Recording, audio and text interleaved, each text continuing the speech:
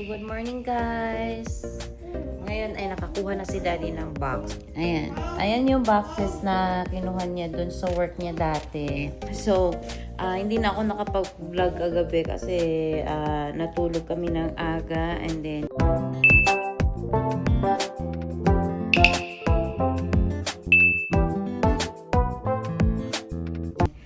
nagkain din kami ng aga kasi nga maaga si daddy ang work ngayon. And ngayon is magliligpit ako ng mga gamit namin. Ang dami kong aayusin. Magligpit tayo. Tulungan nyo ako. And hatid ko muna si kuya sa school bago ko gagawin ang lahat. Kasi mukhang madami-daming hakutan. And then nakausap na namin si ate. Sa Friday nga yung namin. Sa Friday yung turnover ng keys and then pwede na kaming lumipat kapag ma-turnover na sa amin yung susi. So Friday next week pa. Next week pa kasi too early pa pag ngayon. Meron pa silang mga konting aayusin at saka lilinisin sa bahay bago kami maglipat. So yeah, ang gagawin na lang namin is magpapaalam kami dito kung kailan kami aalis. And tawag na ito. Naghahanap pa din ako ng sublet ng unit namin. I hope na merong ma-approve sa kanila sa mga nag-apply kasi meron ng mga nag-apply naman. And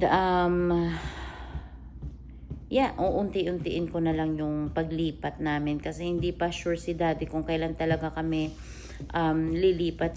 It's either Friday or Saturday kasi baka may mga work yung mga pamangkin niya. Which is hindi uubra kung Friday kasi usually ang work nila is Monday to Friday. So kailangan ay weekend ang weekend ang hakutan ng gamit. So ngayon, sabi ko kay daddy ay message niya yung mga pamangkin niya para syempre baka may mga ibang lakad, alam mo yun. Para matulungan kami kasi hindi kaya ni daddy yung mga sofa, yung kama namin, yung chest freezer namin, yung mga mabibigat, hindi kaya ni daddy. So, yeah, yun lang. Ayan, papagas muna tayo guys kasi ubos na. Papagas muna.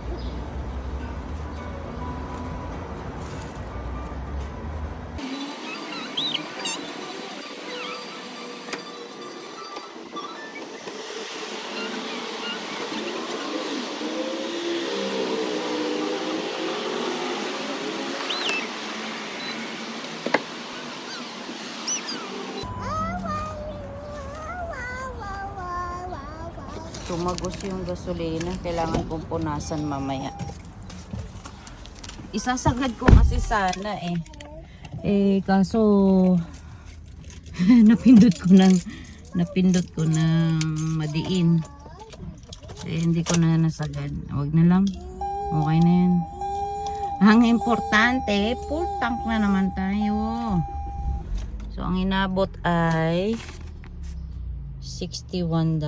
Ang mahal ng gasolina guys. So mas mahal. Ay, mahal pala pa din ang diesel. $134. So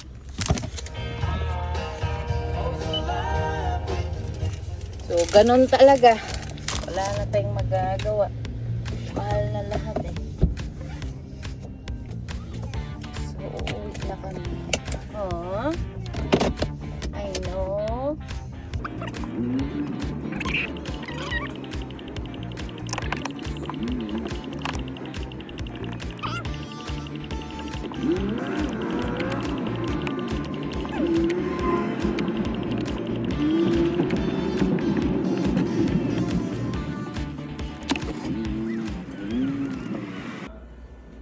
Ayan, nagluto na ako ng guys, pandesal. Ininit ko lang yung last na pandesal na yan nung nung kasama yan nung binili ko last time sa Seafood City.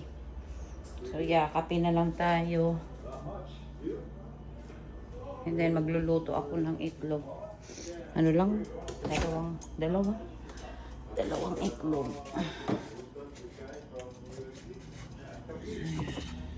Itlog.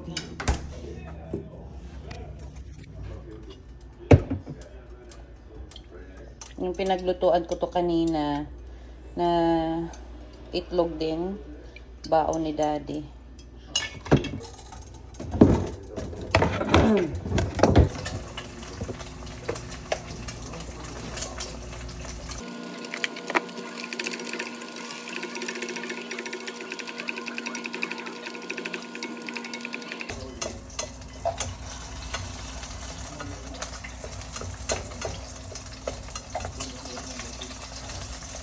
While watching Kuya Pinoy Tracker, kakain tayo ng breakfast. Kain din siya.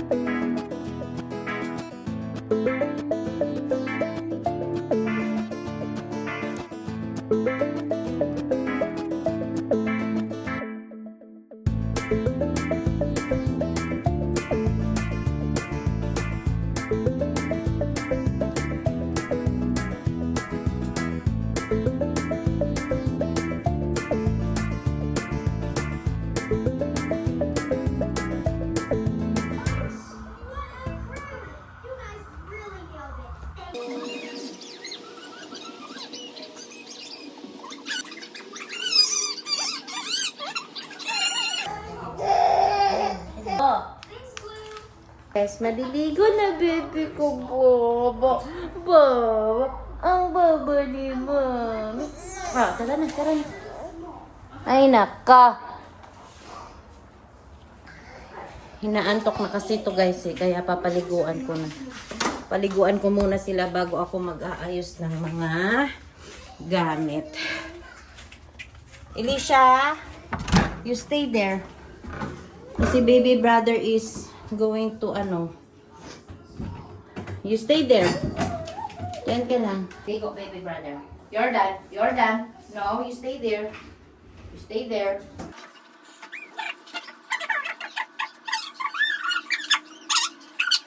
Ay, talaga naman, oo.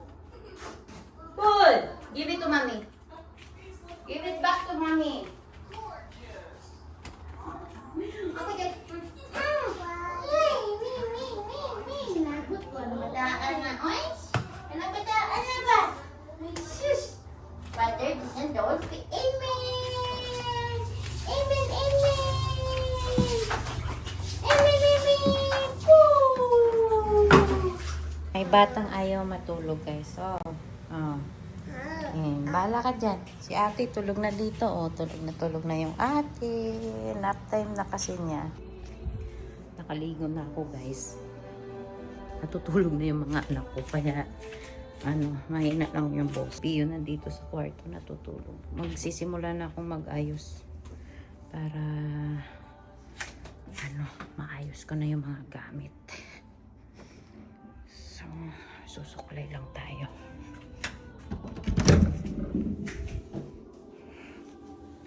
Ayan.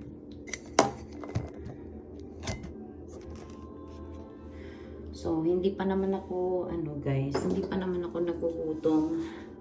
Mag-uunti-unti muna ako ng ayos. Para may magawa ako ngayong araw na ito.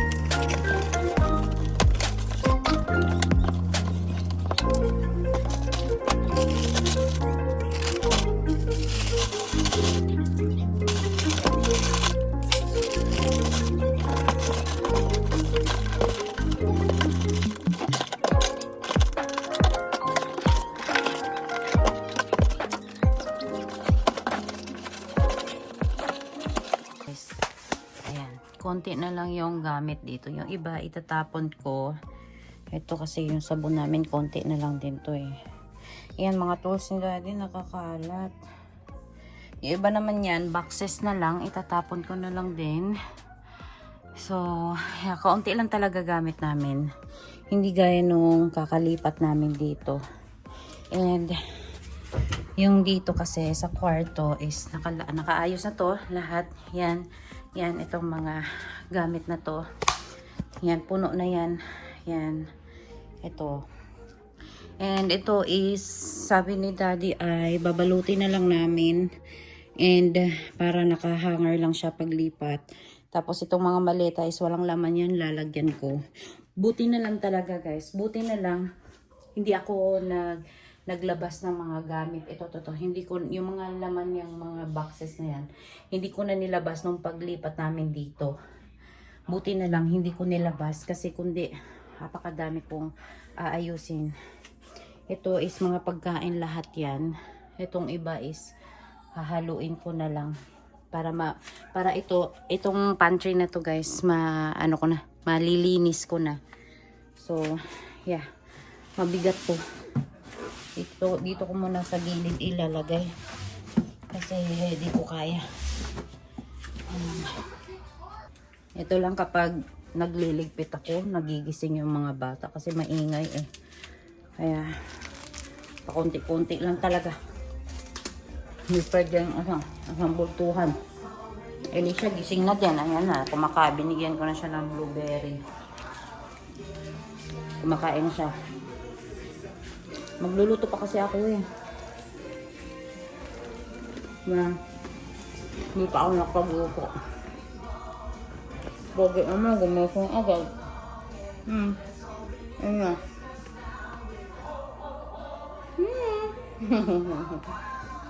Gumising siya kaagad. Ang hirap mag-ayos na dalawa silang maliit. Kasi hindi ako tuloy-tuloy nakakapag-ayos. Hindi gaya nung lumipat kami dito si Elisha pa lang ng baby. Tuloy-tuloy yung pagliligpit ko nun. Oh? No? Natatakam na kasi siya. Hi! Sundo kay Kuya. Diyan na si Kuya. Kami sa shopper guys kasi namamantal si Elisha.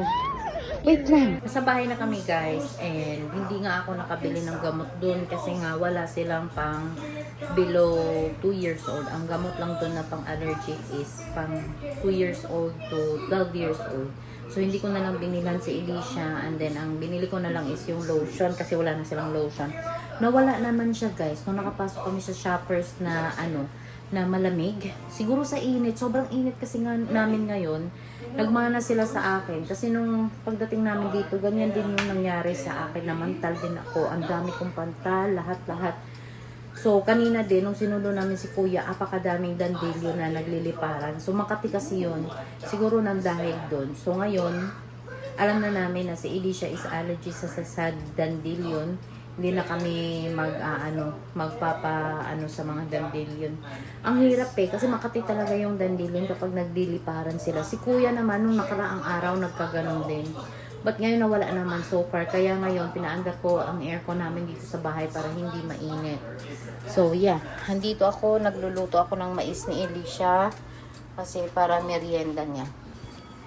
Nap, give me your plate. Kasi I cook, yan, binigyan ko kasi siya ng cookies, guys. Ito na lang yung bibigay ko sa kanya. Bibigyan ko siya ng mais.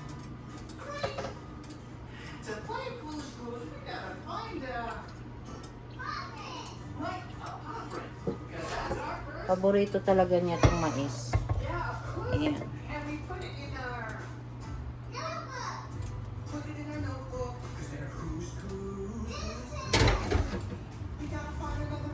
Ayan na, bebe, Bebe? Ay, wala pa yan. Let's go, Rainbow Puppy and Twinkle! Get up, the Rainbow Puppy and Twinkle! Ayan. Alicia, you sit down. Sit down. Down. May ano talaga tong upuan niya, guys. Dirty yan, dirty. Dirty, no. Merong paa to. Tinanggal namin yung paa kasi natatakot ako malaglag siya. Ayan. Oh, you eat. Blow, mommy, blow. Blow, mommy. Yummy. Ikaw kasi inaano mo yung buhok mo. Iniipitan ka.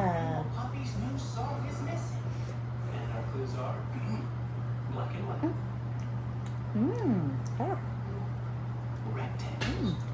Yummy. Kiss mama. Kiss mama. Kiss. Kiss mama. Kinakain na. Ayan na. Pinakain ko na siya, guys. Tatapusin ko muna itong trabaho ko dito.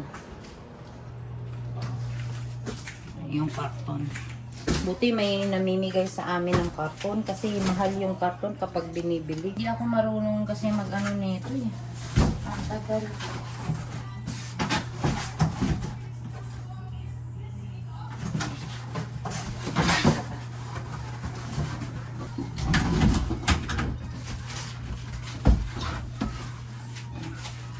Ayan, ang dami pang gamit, guys.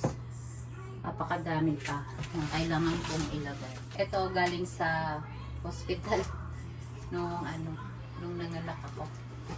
Inuwi namin ni Daddy. Kasi sayang, di ba? Sabi kasi doon, itatapon na nila eh.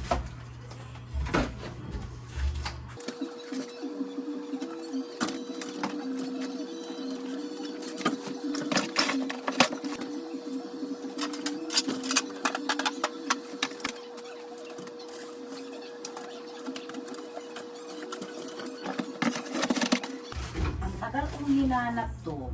Pampadami ng gatas to. Kakainin ko na nga to. Kasi kailan ang expiration nito. Wala, expire na siya. July last year pa. Hinanap ko kasi to. Hindi ko to nakita eh. Sayang.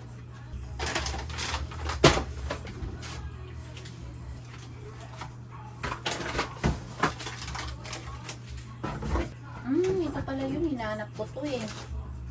Kasi magluluto ako sa ng bilo-bilo, hinahanap ko to, hindi ko makita.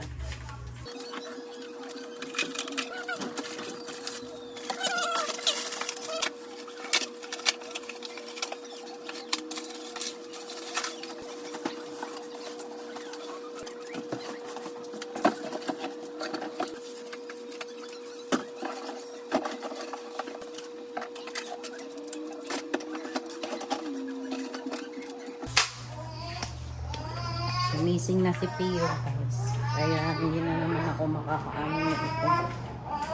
Ayan. Malaglag ka. Malaglag. Hindi ka.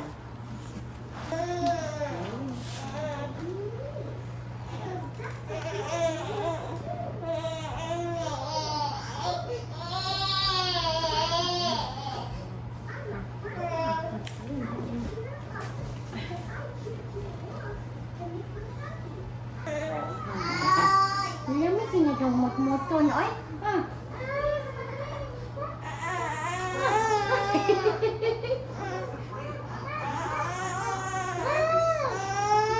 Ay, pagbuat. Sumot mga nangyayong be. Oh. Sumot mga nangyayong be. Sumot kinaliog anak. Oh. Away ni Mami. Away, Mami.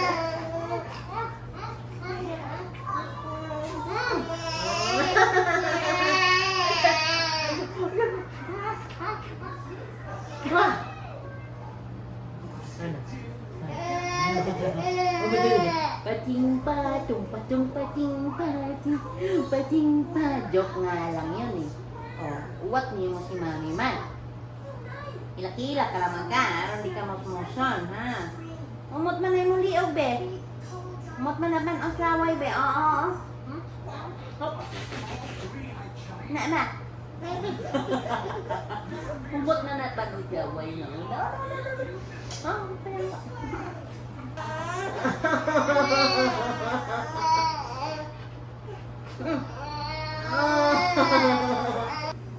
Papakalmahin ko muna siya, tapos mamaya papaupo ko siya dun sa upuan niya para mag-continue ako dun ng ligpit para gusto ko na malinis yung pantry ngayong araw na to. Gusto ko na siya linisin. Hi! Say hi! Ito naman yung mamimiss namin guys, yung view. Kasi doon wala na kaming view. Alicia, you stop it! Come here!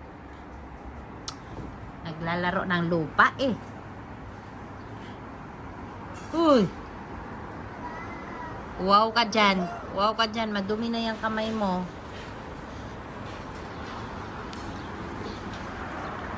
But siguro guys, males na yung ingay sa amin doon kasi hindi na namin gaano naririnig yung mga ambulance, mga fire truck, at saka yung mga sasakyan kapag bumubusina. Hindi na namin sila maririnig gaano kasi sa likod na kami. So, yun lang ang kagandahan. So, namnamin na namin tong view na ito kasi hindi na namin to makikita. But it's okay, ganun talaga. Mas okay na yun, ganun kami kasi townhouse yun. Wala na kami magiging problema at saka doon na kami tatagal. Kung hindi nga lang talaga, para sa mga bata, hindi kami aalis ni daddy kasi nakakapagod maglipat. Hoy! Kinakain mo na!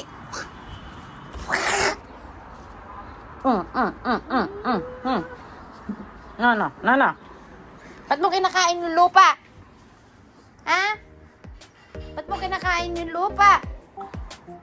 Loko to, daddy. Kumain na ng lupa. Ige, magkakabulati ka talaga sa tiyan mo. Talaga naman. Ayan na guys.